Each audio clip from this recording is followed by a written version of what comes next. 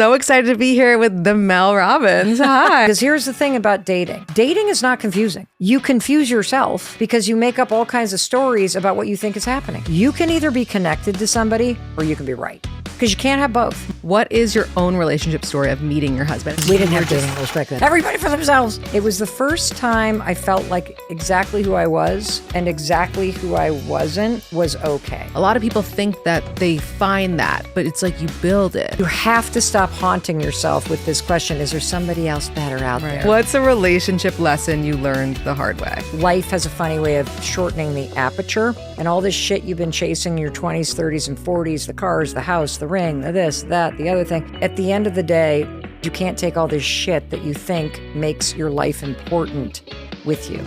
Whew, good stuff. Hey guys, welcome back to wemetatacme. I'm so excited to be here with the Mel Robbins. Hi. Hi, how are you? This is crazy. I feel like I'm outside of my body right now. I'm so happy to be Well, we can't have you leave your body since you're creating another human being. No, we can't. So we start every episode with the same question, which is, what is your favorite romantic gesture? This is for someone to do for you. Flowers. Flowers. Always flowers. And flowers when I come home.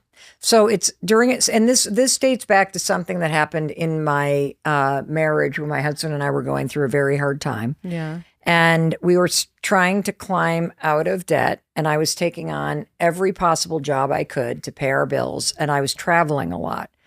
And I would leave for the week on a Sunday night, and a lot of people that travel for work kind of know this routine. You're packing up on a Sunday night. You don't want to have to hop an airplane or a train or get in your car and go to wherever you need to go to do your work. And I'd be cleaning up the kitchen, and I love flowers, so I would always have flowers in the center of the kitchen island. And I'm not talking about anything fancy. I'm talking here in the United States, Trader Joe's is a fantastic place to buy flowers. Just buy one variety, tulips, $5. Throw them in a vase, looks great. I would come home on a Friday night after being gone all week, and the flowers would be sitting in the island dead in dirty water on the vase. And it became this symbol for me that nobody thought about the fact that I was gone or that I was coming home. Or about the flowers. And I was holding all this resentment toward my husband, and then finally just said, could you just buy flowers? And he said, why? And I said, because when I come home and there's flowers in a vase, it makes me know that you remembered that I'm coming home. Because you have to go to the grocery store, and then you have to remember, I should just pick up some tulips for Mel because she's coming home and that's something that she loves. And one of the things that's interesting about relationships and marriage is that we expect our partners to be mind readers, and then we hold these judgments and resentments over their heads for not guessing. And it is a radical concept to understand how to simply ask for the help you need. Yeah. And then be gracious and thankful when they give it to you. Totally. I always say, set your partner up to win. Yeah. And I've been made fun of by some of our listeners because they're like, well, does it hit the same if you're if you're saying I want flowers? And I'm like, yeah, it actually does. It still feels just as good to get them. Oh, even better, because you not only get the flowers, you get the double benefit of knowing that they heard you and they're doing something intentionally that you asked them to do. And so maybe the better answer to the question, what is your favorite romantic gesture, is whatever it is that I had told my partner I wish they would do, them they doing follow through on.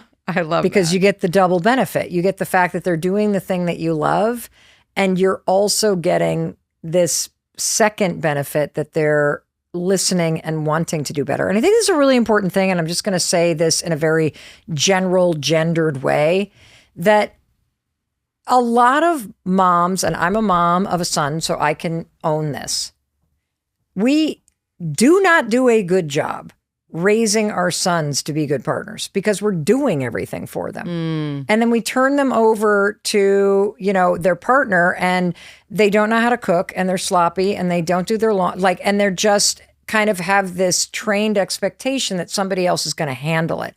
And it's a really incredible life skill to help your kids learn how to be good partners, whether it's to the family or to themselves or to somebody else in the future, a roommate. And I think a lot of, again, I'm speaking for myself, by overextending ourselves and doing too much and coddling our sons in particular, mothering them, to the point where they don't have to do anything, we're doing a real disservice to them. That's a fact. And that's very helpful for me because even though my son is not 2 yet, I'm still going to remember that advice. Yes. They need life skills. They need to pick their stuff up. They need to know why it's important. They need to know how to cook. They need to load and unload a dishwasher. They need to fold their own clothes. They need to make a bed. They need to know to compliment women too. Oh, yes. That is so interesting because I obviously am extremely pregnant right now. And so I'm not feeling as confident as I would be normally. And my husband and my son will come in the morning because he's taking a lot of the morning load. And my son will just be like, Mommy, Mommy this, Mommy that. And I said to my husband the other day, this is kind of crazy of me, but I said to my husband, I'm like, can you have him say like, Mommy, you look pretty? And just because it'll make me feel good, even though, I don't feel that way, but whatever. And so he started saying like, doesn't Mommy look pretty? So now every morning my son will be like, Mommy, pretty. And I just think it's such a good habit to get him into, to like, to compliment a woman. Well, here's the other thing to consider. If you're looking at the person that you're with a lot of judgment and expectations, I want you to take a step back and just consider that a lot of the things that you want them to be able to do are just skills they need to build. Yeah. And it was probably not modeled in their own household. And so it doesn't come as second nature. And it's important to really understand the simple things that you need, and without resentment or hostility, just help your partner in giving you the things that make you feel good. Yeah. Versus what I did in so many relationships, and certainly early in my marriage, I knew the things that I wanted and held them silently. And it's only in moments where I was so pissed off and the hostility's building up that I'm then like making the person wrong. Right. And making somebody wrong for what they're not doing is the worst way to change behavior. Telling somebody how they could do a better job and then complimenting them when they do, that's how you get the job done. Totally. And I know you've talked about the story so many times, but because I know my listeners are going to want to hear, what is your own relationship story of meeting your husband? And by the way, I think it's so hilarious that his name is Christopher Robbins. Yeah, like Winnie the Pooh? Yeah. It looks like what you think Christopher Robbins, the adult version, would look like. It's amazing. So I was out of law school. It was 1994. It was October 28th, 1994. And I had just graduated from law school, passed the bar, moved to New York City. And I was working for the Legal Aid Society, which is the public defender's office, and a bunch of the lawyers that were my peers were all going to this benefit for United Way. And they had given some tickets to legal aid, and they invited me to go along. And it was this big black tie event. And it was held at the Puck Building, which is now an REI, but it used to be like a big event center. It's on Houston, and I can't remember what the cross street is. Yeah. And I was brand new to the city. So I'm going to this black tie event. Oh my gosh. And I get there, and it was my first big event like this, where you come to realize, oh, there's like 500 people here and there's a bar the size of this coffee table. Like, this is not going to be fun. And I was all dressed up, and every time there was a line at the bar, every time I went to go get a drink, there's a huge line at the bar. And there was also this other guy there that was not with our group who had gone to my same college. And I think that he thought he was going to hook up with me simply because we were both alumni. And so I was sort of staying on the move so I didn't get stuck talking to or dancing with this dude. And at one point I finally just say, you know what? I am going to get out of here. I'm all dressed up. I'm brand new to New York City. Why don't I get my coat? I'm downtown and let me go find a bar and go out. And I look back, and for the first time all night, there's no line at the bar. And so with my coat, I turn around from the exit and I make a beeline for the bar. And I say, I'll have a bourbon on the rocks. And could you put it in a plastic cup to go? And from behind me, I heard, that sounds great. Make it two. And I turned around and there was Chris. And he was only there because friends of his were going and he had to borrow his brother's tux. And so they dragged him there. And we ended up chatting for like 10 minutes. And then he asked me to dance and we danced. And then we went and we're standing talking. And he said, well, why don't we get out of here? And my mom's voice came on in my head and she was like, this is New York, the date rape. You can't go out, like, just don't go, no. And so I said, I can't. And I wrote down my number. We did not have cell phones. I had a phone that was hanging on the wall in the apartment that I lived in on the Upper West Side with my 2 roommates. So I wrote that number down. I can't even remember if he gave me his phone number. And I went home or I went out. I don't remember what I did. And the next morning the phone rang and it was Chris. And I had said to him, why don't you call me in the morning and we can go for a run at Central Park? Now, that was a flex. I did not want to go for a run. He seemed very athletic based on his build as we were dancing. And so I thought I might pull a move that would impress him. So he called me and said, hey, I have to go out of town today because my mom's friend is having a big party and I'm like the surprise and I'm going to be mom's date because my dad's traveling. But how about we go out to dinner Sunday night? And so I said yes. And I spent the next, for some reason, I really liked him. Not just because he was really good looking, but there's just something about his energy. I felt very calm around him. And so I spent the next day and a half shopping for the right outfit, like the right mix of, I look really great, but not trying too hard. And I ended up buying a pair of suede brown jeans. I can remember it like it was yesterday at Banana Republic. This would have been a millennium ago. I mean, we're talking 31 years ago. Wow.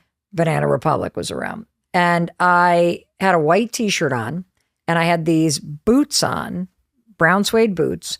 And he lived in Murray Hill in the 30s. I met him at his apartment.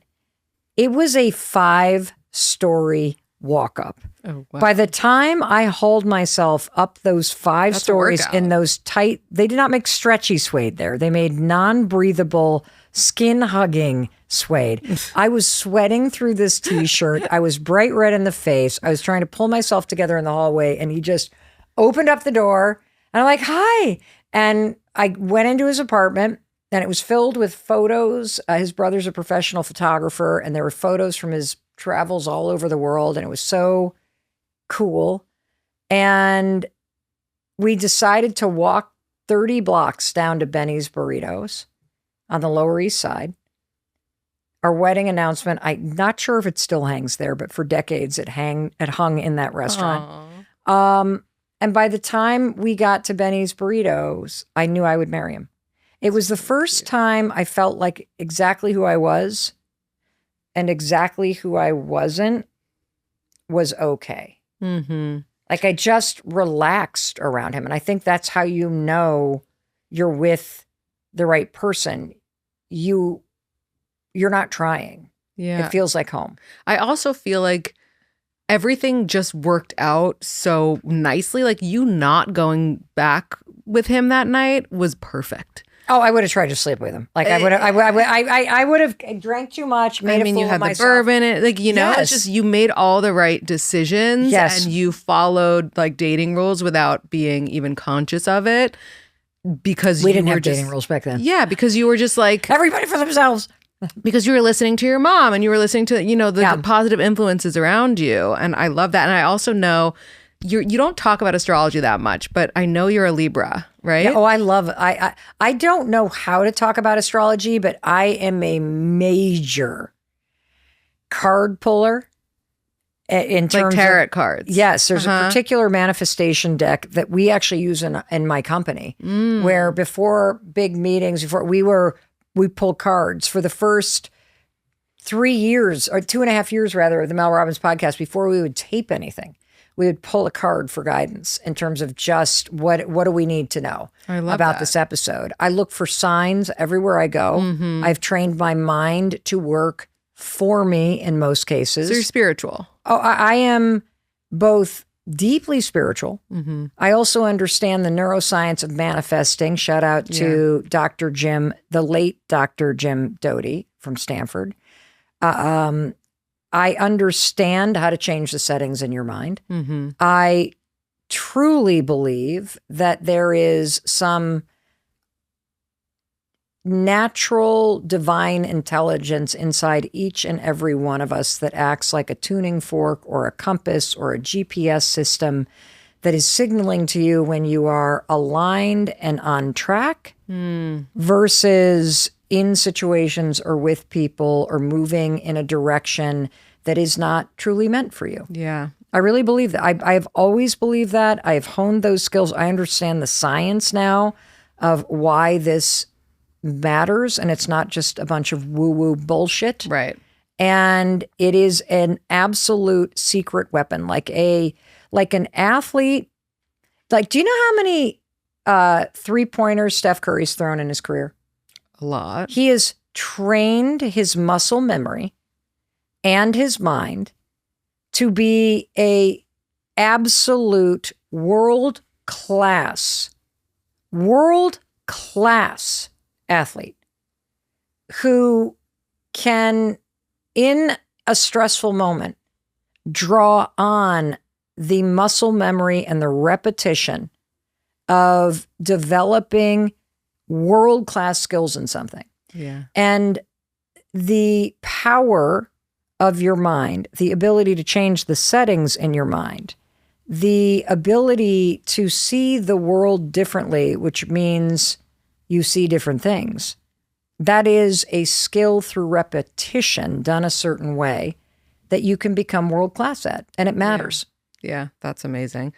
So going back to your Libra-ness. Yes. So what you tell me about, what does it mean to be a I'm Libra? going to tell you a little bit about it. What is Chris's sign? When is Capricorn. his birthday? He's January 7th. Oh my God. Is that good? I love Is a it Capricorn. good that we're a Libra Capricorn yes, mix? Okay. It is.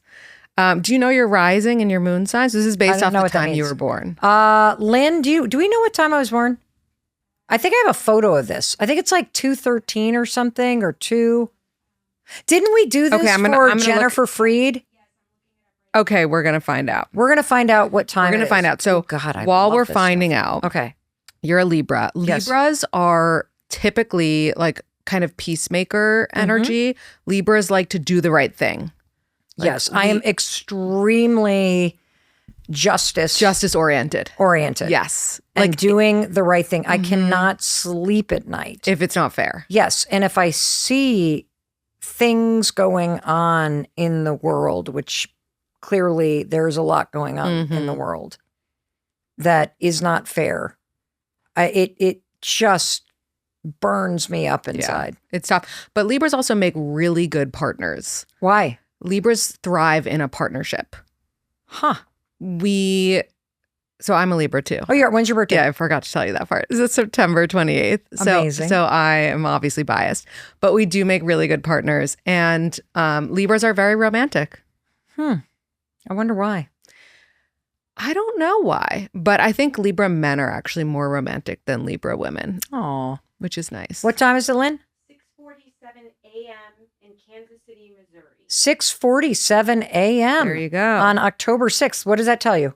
Do you guys have the record of Mel's rising and moon? No. Or should I take a look? Take a look. Let's. Okay. I did not know I was look. going to get a reading. We're gonna. Let's go. You know Let's what? turn It's the a tables. mini. It's a mini. I don't care. Okay. Calculate. Oh, I love this. 6:47.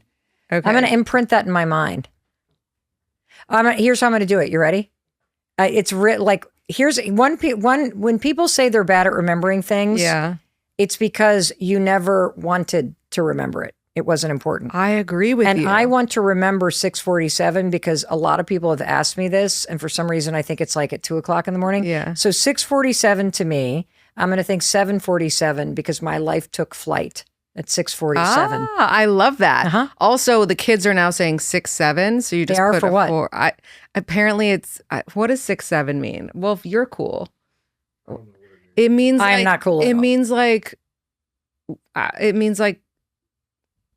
honestly, I have no idea, but it's just what the kids are saying. Trends They're are saying so 6-7. funny right now because so many young kids, I'm talking like elementary school, are playing video games. Yeah. And as they're talking to each other, they're like, Baba, 6-7, 6-7. Yeah. And the next thing you know, it goes viral and everyone's like, 6-7. It's the same thing as people being like, yeah. Like, it's just a cooler way of saying that. Okay, wait, so October 6th, what year? 6-7. No, I'm just kidding. What year? What year were you born? 1968. Okay, 1968. October 6th, 1968. All right, at we're about to find out. 6:47. Oh my God, you're really a Libra. Somebody read my chart and said, this is one of the This makes so much sense. most unique charts she has It is ever unique. seen in her entire life. It is very unique. Why So- is it very unique? Okay, because you're a Libra and you're a rising Libra. So you come off very... So Libras are charismatic and we're also like we can come off people pleasy sometimes. Okay. But what's different about you is that your moon sign, which is how your innermost, emotions, is the opposite of Libra, is an Aries. Huh. Is a fire sign. So deep down, you're actually you're fiery, and you have that real balance of opposites in your actual chart itself. Interesting. Which is amazing. So you're like the CEO of your zodiac sign is Libra. Okay. You come off as a Libra. That's the rising. Mm-hmm. But underneath this all, watch out underneath- because I'm a real bitch because I'm fiery. Underneath you have fire. That's pretty accurate. Which is really cool. Don't piss me off or do anything Yeah. that strikes at my sense of justice. But it also it makes sense because you you have like the best of both worlds. Like you're able to channel kind of both of those energies. Aries often are like, all my best friends are Aries. My sister's an Aries. They have traits that we don't have. You are a little bit more complete because you have some of those Aries traits. So it's very cool. It makes sense to why you're so successful. And you have a lot of Scorpio and Virgo in your chart too. Wow. So Okay. there you go. Well, thank you for that. I was Of not expecting course. that gift. I love that. Okay, amazing. So curious about Chris in this question, because what is one piece of advice that he doesn't agree with you on, if anything? Or that he's like at least challenged and been like, "Are you sure?" I don't think. See, the thing about Chris is I've married a person who is deeply spiritual. Mm-hmm. He has very little concern or interest in things. I mean, the man would live in a tent if Yeah. I said, let's live in a tent. I feel like I've married somebody who has lived 1,000 lives. He's a death doula. Mm-hmm. He's a spiritual psychologist. Like he's Yeah. wrapping up his master's in spiritual psychology. He started and runs a men's retreat in Vermont. He is a holotropic breathwork instructor. This is a person whose interest is in other human beings and the experience of being alive and the things that are both universal and deeply personal to all of us in terms of the experience of being human. And so he's not a person that is at all sort of critical of anything I see. because he's curious about everything. And so if I think about the question literally, it's nothing. Mm-hmm. There's nothing that he's been critical of because he kind of leans into and unpacks everything and seeks to understand. That said, there are plenty of things that irritate the hell out of him Right. related to me. Mm-hmm. there are things that I believe are important that he does not believe are important. And that may be spending money on certain things.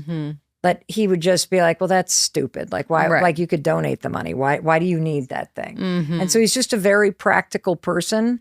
One of the things that I think we probably used to disagree on is that men and women fundamentally, at their core, want or experience different things. And I think we experience different things because of gender and because of the different types of pressure that are put on men and women. We are different biologically and physiologically. But psychologically, one of the things that Chris has helped me understand is that, you know, women have a narrative and an experience that it's our responsibility to take care of everybody else. It's our responsibility to make sure everybody's happy. And what's interesting is in the work that Chris does, particularly with men, he sees firsthand that men feel the responsibility to provide, to take care of everybody. That it's this relentless pressure that, you know, I got to take care of everybody and I got to work in order to be a good dad or a good husband or a good partner. I got to do all this stuff for other people in order to be a good man. Right. And it had never, ever occurred to me that the same pressure that I think women feel, the men in your life feel it too, just packaged in a different way. And it's very helpful, or has been helpful in our marriage, because it's easy to get in this tit for tat role versus coming from a baseline like, hey, maybe we're both feeling the pressure. Maybe neither one of us has time for ourselves. Maybe my resentment that I feel when you're going off for a hike or off to golf is the same resentment you feel when the Amazon boxes arrive and I'm doing something, you know, for myself. And that we're both in this together. And if you kind of start there, you've got an opportunity to work together on what you're dealing with versus aiming whatever you're feeling at the other person. Because one thing's true about relationships. You can either be connected to somebody or you can be right. It's that simple. Do you want to be right? Or happy. Or connected to this person. Because you can't have both. That's so true. It's so true. Have you seen this movie? It just came out, so I'm sure you haven't Probably had a not. chance to. It's called Eternity. Nope.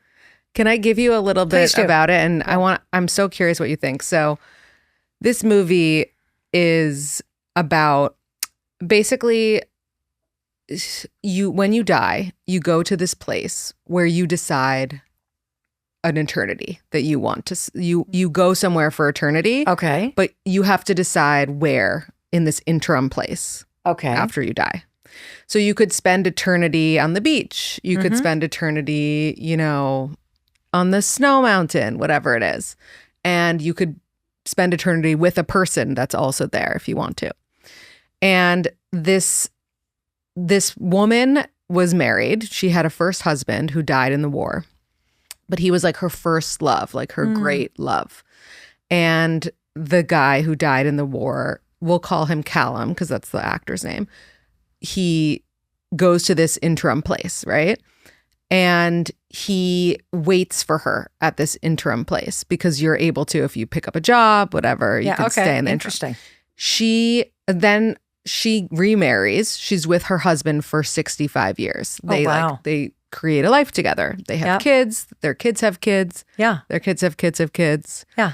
And then he dies, but like later, you know. And then she dies and he goes to the interim place. She dies shortly after. So she is now in this place where she has to make a decision. Does she want to spend eternity with her first husband or the second husband who she had the 65 years with? Yeah. And they're all sounds like The Bachelor, by the way. kind of. When it's down to two people. And they're all in their bodies of like them at 35 or whatever, like in their peaks of life. Who do you think that she chooses? I'm just so curious. Well, I mean, I know who I would choose. I would choose the husband of 65 years. How come? Because I know the eternity I'm going to live. Mm-hmm. And, we want the fantasy and we miss the magic in the reality. Mm-hmm. And it's very clear. The research is very clear about what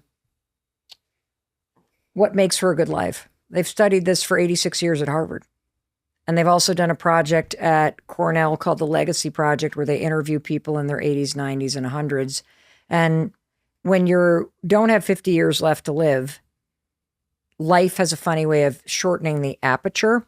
And all this shit you've been chasing in your 20s, 30s, and 40s, the cars, the house, the ring, the this, that, the other thing, you realize at the end of the day, you are never going to see a hearse with a casket driving to a cemetery that's dragging a U-Haul, because you can't take all this shit that you think makes your life important with you. Mm-hmm. At the end of your life, you're very clear that what makes your life important is the way that you spent your time. It's whether or not you were a good parent, a good friend, a good spouse, a good boss, whether or not you used the time that you had to do things that were meaningful to you and other people, and whether or not you allowed yourself to be the person that you wanted to be. And so I don't know how the movie ends, but I am very clear what my choice would be, because I'd rather spend eternity with a person that I could do 65 years with than roll the dice on a love affair that ended short. Mm-hmm. And wake up and realize that fantasy is not the reality I want to be in. You're so spot on. You're so spot on. And I said the same thing to my husband in bed last night. Before we went to sleep, I told him the same story. I said, what do you think she chose? And he said, I don't know, like the first husband probably, because she never had that experience. And now I'm obviously spoiler alert for the movie, but you are spot on. It was a little more complicated than that, but ultimately she realized that it's about who you spent your life with. It's about, she has the experience to spend a couple days with the first husband. And she's like, I want to talk about, Charlotte, like my daughter. And he's like, I don't. And it's like chills, because it's like at the end of the day, like you want someone who's had those shared experiences with you, who's had those horrible times of losing your father, who's gone through that real stuff with you. And that like first love, like that's immature. Like that's not, you don't know that person, not that person couldn't, but you just don't know what that person would be like when you're in the newborn trenches, when you're, of course, this and that. And so it is so interesting and special. And especially for people who listen to this podcast and, are still looking for love. It's like a lot of people think that they find that, but it's like you build it. Correct. That's true. Yeah. That's true. It's an interesting premise for a movie. And it does set up a conversation about dating very well, because I am very certain that a lot of people are optimizing for the proposal photo and the big wedding. And you're missing that the entire point is, can you be with somebody or can you be with this person? Can you build a life together? Is this a person who feels like home base, or is this a person who looks right on Instagram? And that there's a lot of amazing people out there that are not checking the boxes of your height requirement or the distance radius from where you're living.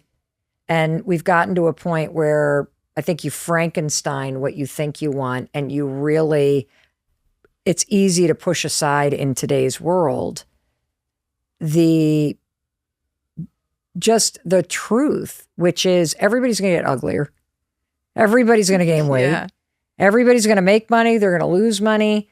And is this a person you want to do all that with? And if you have somebody who is loyal, who has had friends for a long time, who your family likes, who makes you laugh, who the second they text you or you walk in the door after a busy day, your shoulders can drop because you feel like you can be yourself. If this is a person that you can have the messy bun and no makeup and sweats on, that's your person, period. People can learn skills. People can get in shape. People can get different jobs, and they will. You're going to go through all these chapters together. If you've got the foundation right, you have to stop haunting yourself with this question, is there somebody else better out there? Mm-hmm. And the other thing is stop looking at your girlfriend's relationships and holding that standard over your own head. Because if you're not willing to take the full package, the fact that, you know, the in-laws are horrific, right, or that the partner travels 5 months out of the year, if you're not willing to take it all, then you do not compare bits and pieces. That's a form of self-torture and delusion. So true. It's like, what is that phrase? Or when you put all your problems in a circle, would you take your own problems back or something? Oh, that's like a good one. I don't know that one, but that's a good one. It's like if you wouldn't. You wouldn't ask advice of somebody whose life you don't want. Well, that for sure. But it's like when you're complaining about your own shit, like think about if all of your friends put their problems like on a rock in the circle. Are you taking your own rock back, or would you rather take their rock back? Because if you're taking your own rock back, then shut up. Yes. You know, and just get over it. I love it. Okay. I'm so curious because your kids are obviously older than mine, and I need to know, what has been your favorite chapter of their lives so far? This one. But would you say that if I asked you 2 years ago? Do you know what I'm saying? Yes. So it gets better and better and better. You make it better and better and better if you want to. So what is different about now than when they were 2? Well, they're adults. Yeah. So there's a lot different. I'm not potty training. Yeah. I don't have to drive them anywhere. Right. So more self-sufficient. They're more self-sufficient, and you can have a very different relationship with them because you've done your job. I mean, your job as a parent is never done, but it moves from the day-to-day into being able to experience the day-to-day side by side. You get to be a witness with your kid of their life unfolding versus the role of a parent, particularly when they're younger, which is really more about guiding and taking care of foundational needs and loving and nurturing. You're still doing that, but I see it more as when they were little, I was in front and they're kind of following behind like a mother duck and little ducks. And then as your kids start to get older and older and older, and it really starts, I think it really starts, there's something that happens. You got elementary school, and what's going to happen, I'm just going to explain your whole life. Okay, you ready? So from little to the end of elementary school, it's awesome because you're going to meet all these people that are parents of your kids, and you're going to meet all these people that are parents of your kids' friends. Right. And you're suddenly going to have this big circle of people that you've met through daycare and through school. And it's all because your kids are the same age. You're going through the same thing. You're all at the same school. You see each other at drop off. There are barbecues on the weekend. Everybody plays, whether it's town soccer or football or whatever. And it's all boys and girls. And so everybody's all together. Middle school, things start to split. Why? Because boys and girls start to go on boys and girls teams. So all these people that you used to see all the time, the boys' parents go in one direction, the girls' parents go in another direction. You're going to experience this little shattering of your friend group. Your kids also start to get a little choosier about who they want to hang out with. And it might not be the kids of your friends. And so that starts to take you in a different direction.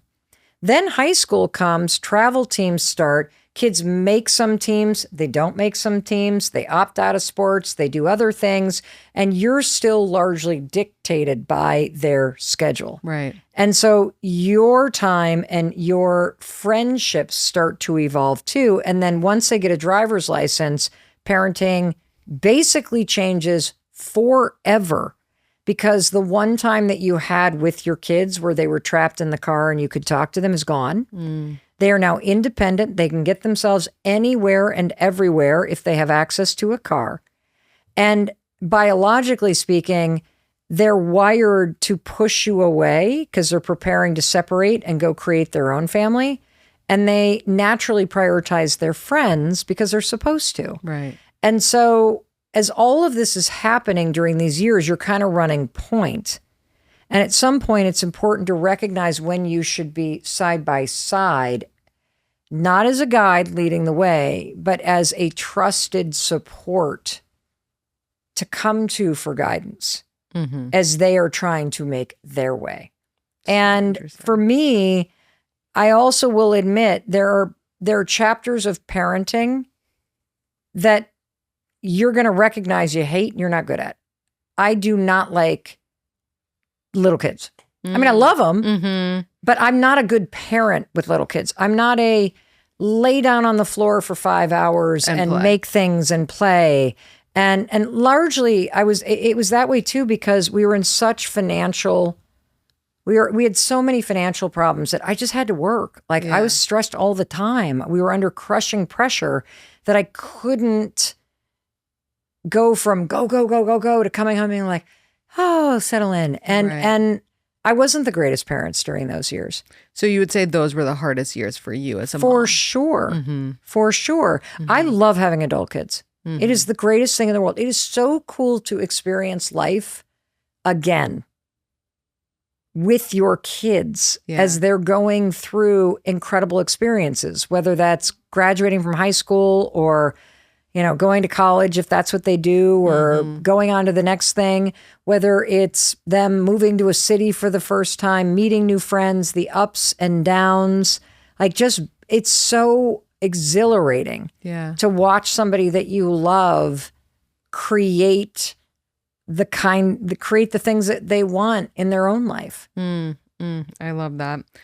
What do you think is something that helps you and Chris kind of stay, because you said that you've had your ups and downs, you know? Well, I mean, anybody the couple you need to worry about is the one who never fights. Yeah, exactly. No, I'm serious about that. Pretending everything's okay is a great way to feel like roommates and have a lot of resentment build up. Right. Learning how to talk through the things that are working and that aren't is the way that you grow together. Yep. Totally agree. Do you have any routines? And it's funny, like a lot of people have come on this podcast and been like, we do check-ins. And I'm like, I don't. That sounds so stupid. Nobody's like, can we have a check-in? So, and look, if people do it, great. That doesn't work for me. I'm super practical. Life is busy. I know a lot of people swear by date nights.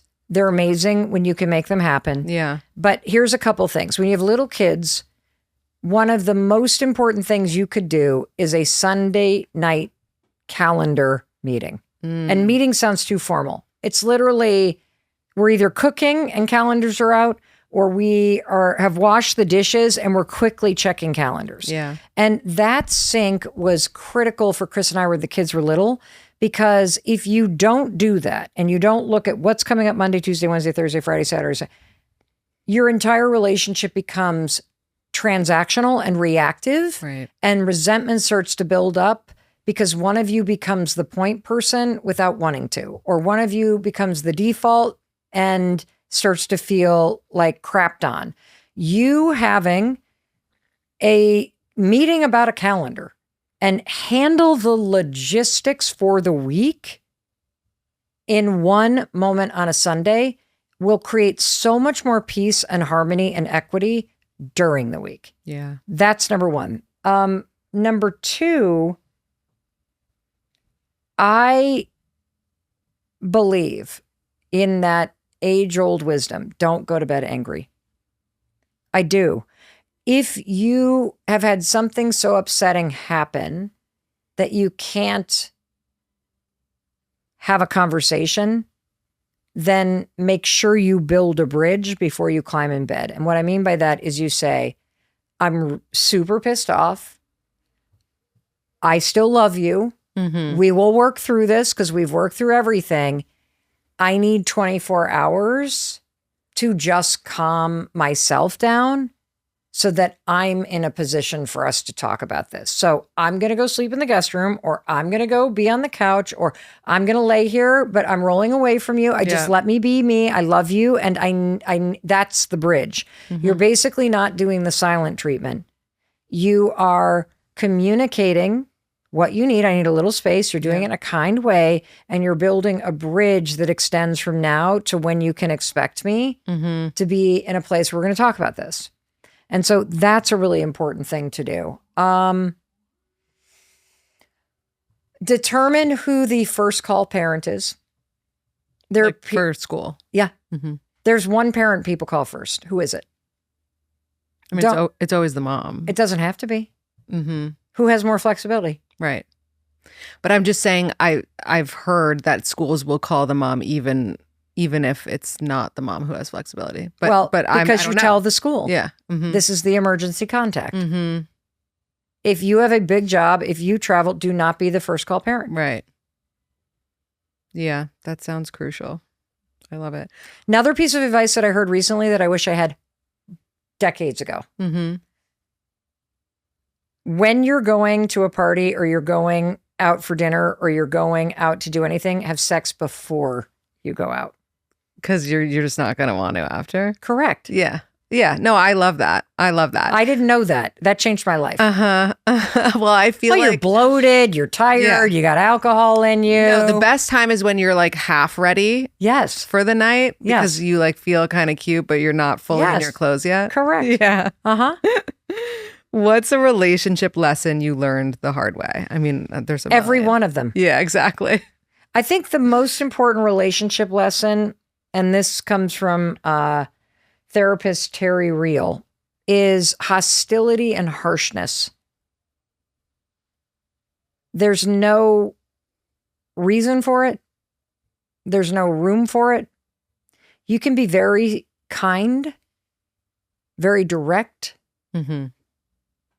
and probably be scarier or more powerful. Yeah, that's so true. Harshness and hostility erode your connection to somebody because they are a energy that you use to dominate somebody and to be right. Mm. And come back to the fundamental thing. Do you want to be connected to this person or do you want to be right? Yeah. Because you can't be both. Mm-hmm.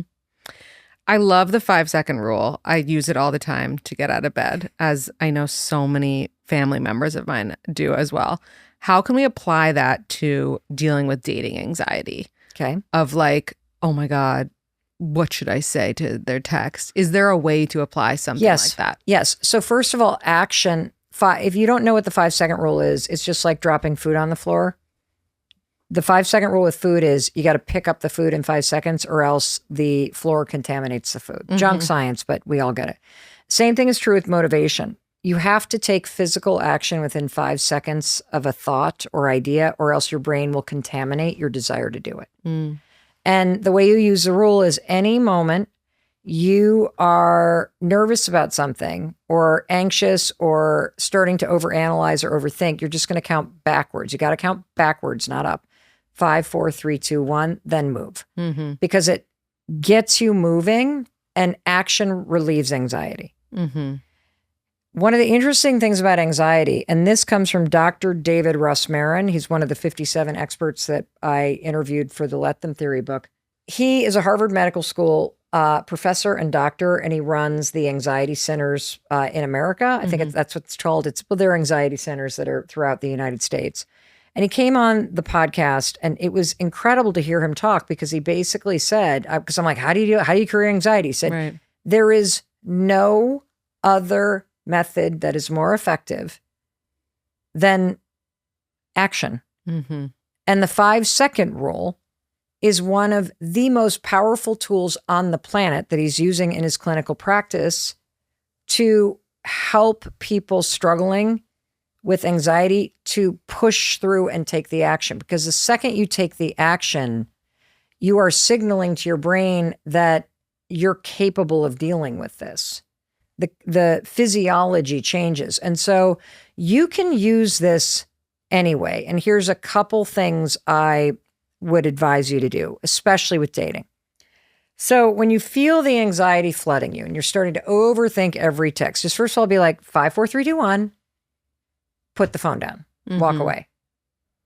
Or 5, 4, 3, 2, 1, just send the goddamn text. Like if this person is your person, one text is not going to ruin. Right. But it's like, don't abuse it. Like, don't be like 5, 4, 3, 2, 1, text again. 5, 4, 3, 2, 1, text again. Well, no, that's now you allowing the anxiety to run you over. Now, here's the deeper thing I want you to think about. Dr. Russell Kennedy, who is a medical doctor who also specializes in anxiety, talks about how all anxiety is just an alarm. And he also says that all anxiety is separation anxiety. So I want to say that again. All anxiety, according to Dr. Russell Kennedy, separation anxiety. So you may be asking yourself, well, what on earth am I separated from? You are separated from your ability to handle the situation. Because what happens in a moment where you get the text, you're like, what do I think? Or you keep checking your phone and there's no response. And now it's making you nervous because you're nervous because you're uncertain about what's going to happen. Right. And when it comes to dating you and other people, you will always and forever be uncertain about what other people think, do, or believe because you cannot control what they think, do, or believe. Mm-hmm. And this is always going to be an issue because no matter how beautifully crafted with using Microsoft Copilot as your like AI tool to craft the perfect response, right?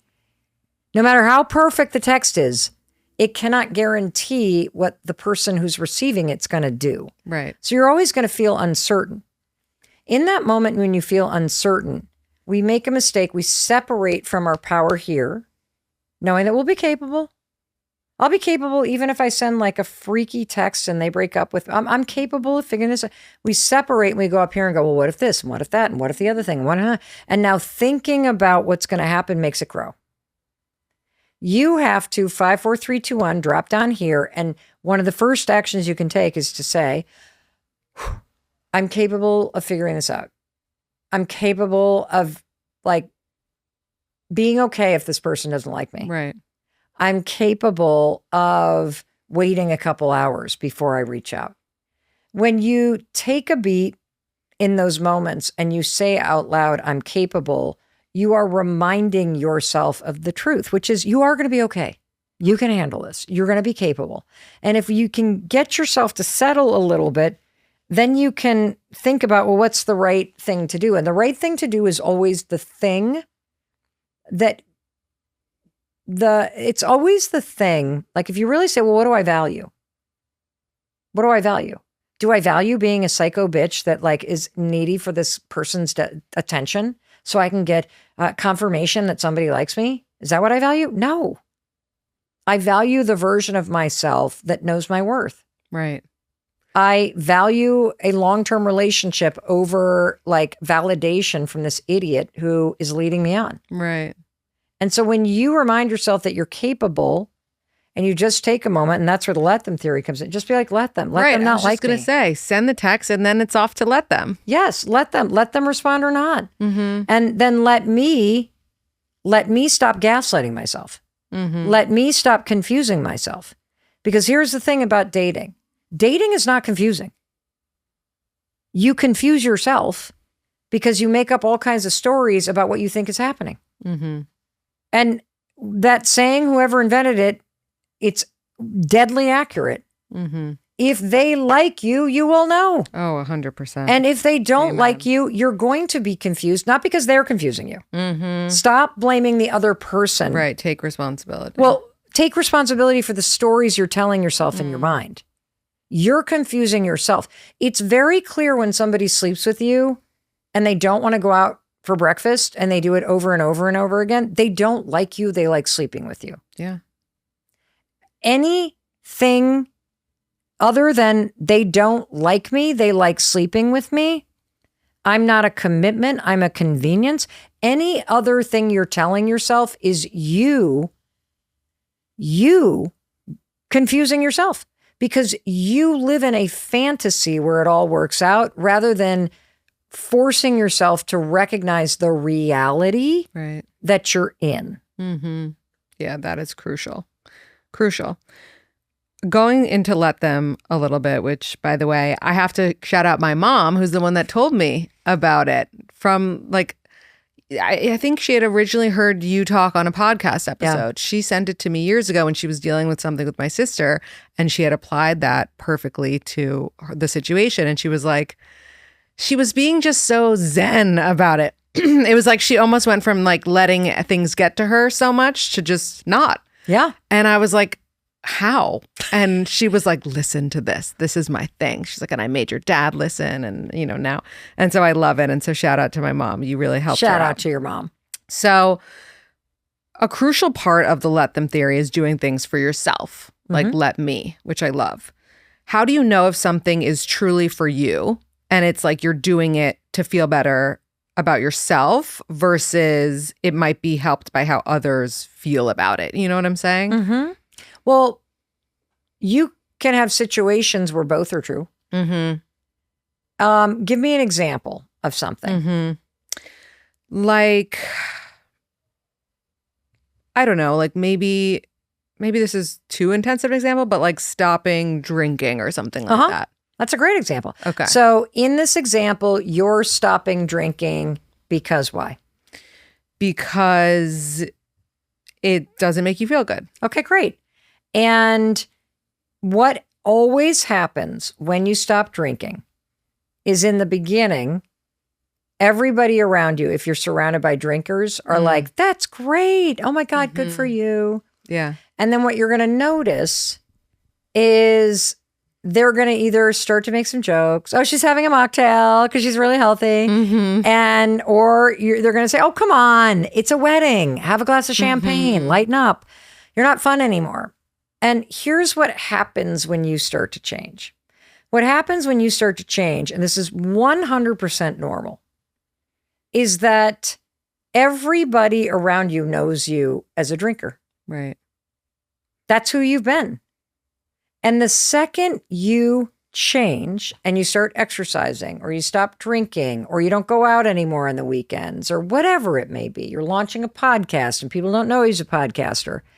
What happens is your change makes everyone around you have to look at their own behavior.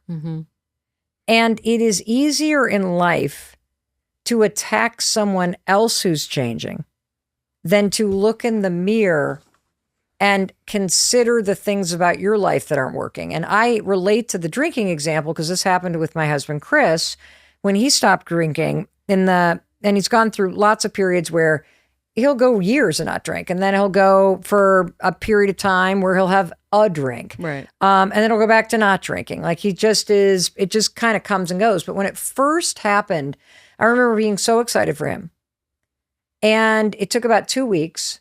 And then I started to get annoyed. I mean, how disgusting is this? I'm not proud to tell you this story, but I started to get really annoyed because I'm cooking dinner. Our kids are running around. Our ritual was that he would make a Manhattan. I would pour a glass of wine. This is the end of the day. It's our ritual to stop working and to cook dinner together. And now he's still having a glass of something. It just happens to be like, a club soda. And I'm like, are you sure you don't want some wine? I mean, it's basically juice. And Chris said something interesting to me. He said, Mel, stop asking. No, I don't. And nobody cares what's in your cup. Right. And if you care what's in mine, you need to look in the mirror and start asking yourself, shouldn't you be caring about what's in yours? Yeah. Because I don't care that you're having a glass of wine. It doesn't bother me at all. But for some reason, you're bothered by the fact that you're having a glass of wine alone. And that's what you need to look at. So true. It's so true. And it was this very interesting moment because thankfully he called me out. And it was true. I wasn't mad at him because he stopped drinking. I was mad at myself because I hadn't. Yeah. And I didn't want to. And then I had to really wrestle with, is this okay with me? Because he used to be my partner in this. And now I'm mad at you because I'm doing this alone, which means I got to take responsibility for what I'm doing. Right. And so here's what I want you to know. When you change, expect people in your life not to like it. Expect them not to support you. And the reason why is they don't know you as this version. And everything you do, whether it's launching a business or putting yourself out on social media or dating somebody outside of your religion or outside of your family's background, every single decision that you make challenges the expectations that people have about how things should be, how you've always been, and what they want you to be like. And it's okay. Let them. Let them, because you're changing not for them, you're changing for yourself. And the interesting thing is that when you're not triggered by people who are not supportive, a funny thing happens. Like when you quit your corporate job and your parents are freaking out and you're like, I think I'm going to make money online. They're like, what are you doing? Do you notice that 2 years later when it's starting to work out, they're your biggest celebrators, right? Right. When you've been sober for 5 years, people are so proud. They're making mocktails for you. But in the beginning, they don't know how it's going to go. And so there's this famous saying by David Kessler, who's this incredible grief expert. He says, don't go to don't expect the support from your family. That's like walking through a hardware store looking for milk. You should expect support from people who have made the change because they understand what it is. And you should expect pushback and confusion and possible criticism from people who haven't made the change, because why? They don't understand it because they haven't made it themselves. So just let them. Right. You're not changing for them. You're changing for you. And let me just have the non-alcoholic beverage. Yep.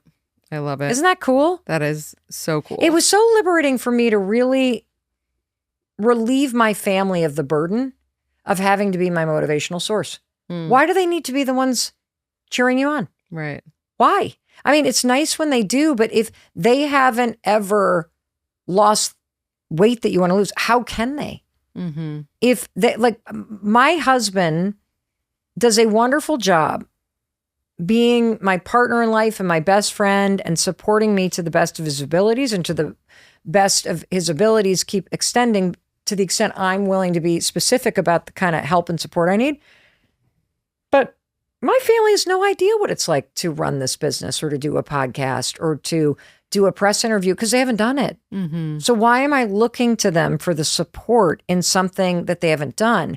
You need to find people that have experienced or are trying to make the change that you want to make because they understand what it's like to make the change. That's why I'm dear friends with people like Jay Shetty and Stephen Bartlett of Diary the CEO. Sure. They're doing what I'm doing. Right. So, don't make the mistake of looking at people that are achieving the things that you want as either your competitors or people that have beaten you to something. They should become your closest friends and collaborators because they're the ones that understand what it's like to try to achieve what you want to achieve. That's where you're going to get the support. Yeah, agreed. And like your family can't be everything.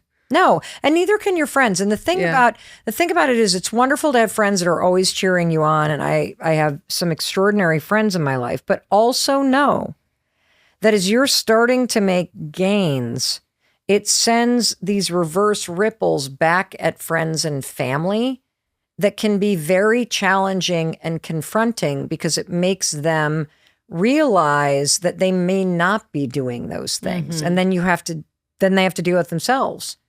And so I think that's why people tend to get judgy or gossipy or kind of eye-rolly when someone begins to grow and change in new directions, because you realize both this person's heading in this way and I'm kind of right here. And what the hell am I going to do? Well, I'm just going to bitch about this person instead. Right. Because it's easier too. And this is the last one of mine, and then I'll turn it over to some listener questions that we got. But what are the most common mistakes you've seen with implementing the let them theory in romantic relationships? Like, for example, someone, taking it too far and letting too much occur. The biggest mistake that people make, there's two. The first one is not using it correctly. It's not just let them. You can be like, let them. And you'll start to feel a little superior and like that energy with it. But without saying, let me, there's no power. Because you say, let them, and it's a cue where you remind yourself, hey, rule number one thing in life I cannot control. It's other people, what they do, what they say, what they believe, what they think. Rule number 2, people only change when they're ready to change for themselves. They will not change for you. They will not. They will not change for this relationship. They change because they want to. And maybe they want to because they want this relationship to be better. Yeah. But you can't make them want to. And when you really accept that as the truth, I didn't make this up. These are the rules of life that have been around since the beginning of time. This is Stoicism. This is radical acceptance. This is Buddhism. This is detachment theory. This is the Serenity Prayer. To gain control in your life, you must give up control. And the number one thing you have to give up controlling is other people, what they do, what they say, what they believe, when they change, when they don't change, when they heal, whether or not they're motivated. Let them be who they are and let them be who they're not. So the number one mistake is you think it's just let them. That's not what it is. Let them helps you detach so you can pull your energy and time back. Let me is where you take your power back. Let me is where you realize that this relationship changes for the better because I change. I either change my energy or I change my expectations or I change how I spend my time and energy or I change the relationship I'm in by walking out the door. And that's number one. So if you're only saying let them, you're not using the theory correctly. You've got to start focusing on the let me part. And the second way that people use this incorrectly in relationships is that you're confusing let them with allowing somebody to do something. Yeah. That's not what this is about at all. When you say let them, you force yourself to recognize the situation you're in. You force yourself to recognize that you are married to a man-child who has never, ever trained in the skills of cooking, picking up after himself, putting the toilet seat down, walking the dog after you feed him so he doesn't pee on the floor. Let him. Now let me take a step back and say, okay, there are things that this person does, but what do I value? What do I value about this person? Why am I in this relationship? There are skills that I want this person to develop. We've had a million conversations about it. The conversations are not working, and it's largely because you have them when you're drunk or you're angry or you're exhausted. And so they're not effective conversations. And you're also trying to control and change them, so you're judging them. And when you say, let me, if this really matters, let me have a conversation that actually works based on the research. Right. Let me structure the conversation in a certain way. And when you take that approach, holy cow, everything changes because you changed. And the other thing that I want to point out with this second mistake that people make, again, if you're in a situation where you're being disrespected, your partner, I think it's a huge form of disrespect for somebody not to let you see their phone. Like, why can't you have their password? Right. I mean, unless you're some sort of psycho bitch that's stalking them and this is a boundary they need to have, which means they're 1 foot out the door anyway. People hiding stuff in relationships is a giant no for me. Agreed. And here's the issue. It's not your job to make them change. Your job is to understand your values and to recognize, let them. Like if somebody keeps saying, no, you can't have my password. Why do you need my password? What are you looking for? Okay, let them get defensive.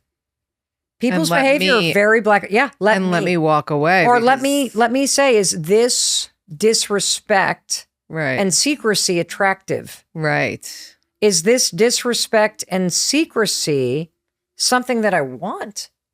No. And if the answer is no, then stop trying to get them to change. Right. You already have the answer.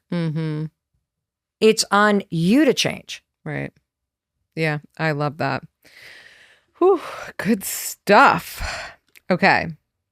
These are listener questions that came in. I'm just going to get to a few of them. What are your thoughts on prenups? I don't know. I think you should ask a lawyer about that. And it's it's only because there's a part of me, I have two thoughts.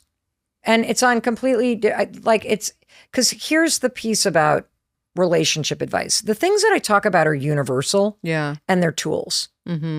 Tools you can use in your day-to-day life and in your relationships, but they're uniquely personal. Right. Because I don't know what's going on in your life. If I have a ton of assets, or I am fortunate enough to have been born into a lot of wealth, or I am getting married later in life and I've accumulated a lot of wealth, Right. then it's probably very smart to talk to a lawyer and have a prenup. If you are starting at ground zero and neither of you have anything, it feels odd to be protecting assets you do not own before you start building a life together. And so again, if somebody asks you for a prenup, let them. Now let me take a step back and let's look at the facts here. Because somebody that's got a lot of things to protect, either in their family or in their business, that is coming into a relationship with you that has a long history before you, that's not personal. No. That's an important decision where they're protecting assets in case. It's a smart thing to do. Right. And so, let me look at the situation and just kind of understand the context of things. That's how you use these tools. Yeah. Because it's about what you can control, which is my reaction to things and my response to what's happening versus what you can't control. Yeah. And by the way, I love before that you brought up the Serenity Prayer because I think it's such an underrated tool as well. And I never thought about it in regards to let them, but it is a It's 100% what it is. Yeah. Because, and the thing about the Serenity Prayer is it's beautiful, but I can't remember it when I'm stressed. Yeah. I can remember Well, I can, and I can only remember. It's funny. God help me for the things that can't. What was the next part? Okay, yes. Accept the things I can change and have the courage to change the things I can. There we go. Accept the things that can't change. Other people. And the courage to change the things that I can. My response. Yeah, I love see it. that? I love it. What do you wish you knew in your 30s other than, everything? I really do wish I had had the let them theory. Because there's two things I wish. I really wish I'd had the let them theory because I've only been, I only started building the case for this theory 2.5 years ago. It has changed me from the inside out at a cellular level. I never knew that this level of presence and peace was possible. I spent my entire life feeling like a car that was stuck at a stoplight with the gas pedal to the floor. Like just the engine revving all the time. And I had no idea how afraid I was of other people's opinions, how much self-hatred and criticism I subjected myself to. And learning how to let other people be who they are and who they're not, learning how to focus on the actions that I take, and living my life in a way where I'm doing the best I can and I'm making decisions that make me proud of myself. It is shocking how quiet and how calm and peaceful it is. Yeah. I wish I had had this power earlier. But the other thing that I wish I'd had is I wish that I had known way earlier that I was struggling with ADHD and dyslexia. I wish I had known way earlier that I had had an incident in 4th grade where another kid had climbed on top of me that created decades of stored trauma in my body. I did not truly untangle the knot that this created in my body, in my mind, in the habits that developed, in my coping mechanisms until I'd say I was about 55 years old. Was that through therapy? It was through everything. It was through, I got diagnosed with ADHD and dyslexia the way the majority of women do, which is my kids were going through a neuropsych eval for school for learning disabilities. And I'm like, that looks like me. Because they did not study ADHD in the 1970s when it became a clinical diagnosis in boys and girls. They only studied boys. So there are decades of women who've been diagnosed with anxiety or depression in their late teens or 20s or 30s when the underlying issue was all along undiagnosed dyslexia or ADHD. And anxiety is the primary thing that bubbles to the surface when you are going through life with a brain that doesn't operate the way that school or work is asking it to work. And one of the things that starts happening is just the loudest self-criticism starts to happen because you just think you're the only moron that can't remember birthdays and can't be on time and can't get it together and can't seem to get your thoughts on paper and can't stay organized. And so that would have saved me so much just suffering. Right. And not because I could have gotten a pill to handle anything, but because I would have actually understood the experience of my life that had shaped me as an adult. And I could have understood the ways in which my mind worked that were different than the way other people's minds worked. Right. And it would have helped me work with it. Right. And maybe been kinder to yourself. Oh, 100% kinder to myself. Mm-hmm. So that's what I wish I would have known. And I'm glad there's so many podcasts and amazing books and incredible researchers. And if something resonates, I'm not the expert and I'm not diagnosing you, but go talk to somebody with the credentials and the license to be able to kind of sort it out. Because once you kind of understand how past experiences have shaped who you've become, it's like you suddenly see this cage you're in and the door is open and you can choose to walk through it and change the settings in your mind and change your habits and suddenly feel back in control of who you are in your life. Yeah.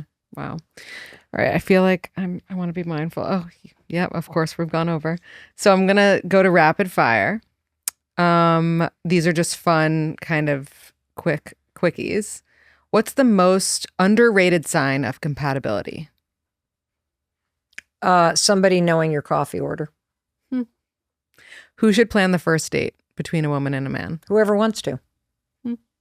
Coffee date or dinner date? Depends what you're into. Both work. You have to choose. Oh, I have to choose? First date, coffee. Mm-hmm. I like that. Can exes be friends? Yes or no? No. Soulmates? I think you can be friendly. Mm-hmm. I think it's difficult to be friends unless you have children together. Agreed. Soulmates, real or myth? Made. What's one thing people don't think about enough in dating? Character. Text or call? Call. Good morning text, sweet or cringe? Amazing. Best way to show interest without overdoing it? Be yourself. Worst piece of dating advice you've ever heard? Oh, that there's somebody that will complete you. Or follow the rules. The only rule to follow is be yourself. Unless it's wemetatacme rules. Well, I feel like which is essentially that. Yeah, you got to be yourself. Mm-hmm. How is the person that you're compatible with going to find you if you're not willing to be yourself? Yeah, that reminds me of my favorite poem, which you would love. It's called Masks by Shel Silverstein. Have you? Oh, I love Shel Silverstein. Yeah, we are a household of Shel Silverstein. Mm-hmm. He's the best. The most powerful question to ask on a first date.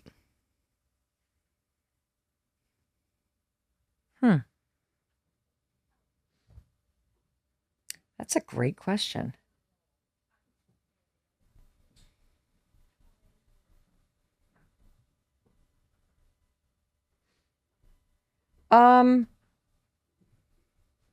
Why were you interested in spending time with me tonight?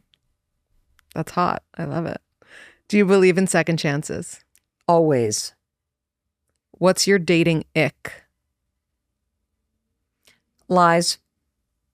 Favorite romantic movie? Oh, by far 100%. The name just went out my mind. Hello, menopause. Describe it. It's the movie. Oh my God. It's our family's favorite movie. It's About Time. Oh. My favorite movie of all time is About Time. I don't think I've seen that, at least in a long time. Oh my God. It's about a guy in England who gets to relive. Oh, his dad has a closet that you can, a wardrobe thing you run into and the day repeats. And he's falling in love with this woman and keeps making mistakes. And so he goes back. Is that what Groundhog Day is based off of? I have no idea, but it is the most amazing romantic comedy, spiritual, beautiful movie. It's our family's favorite movie. Guys, we're all watching that movie tonight. Favorite red flag you've personally ignored? Disrespect. Most spontaneous thing you've done for love?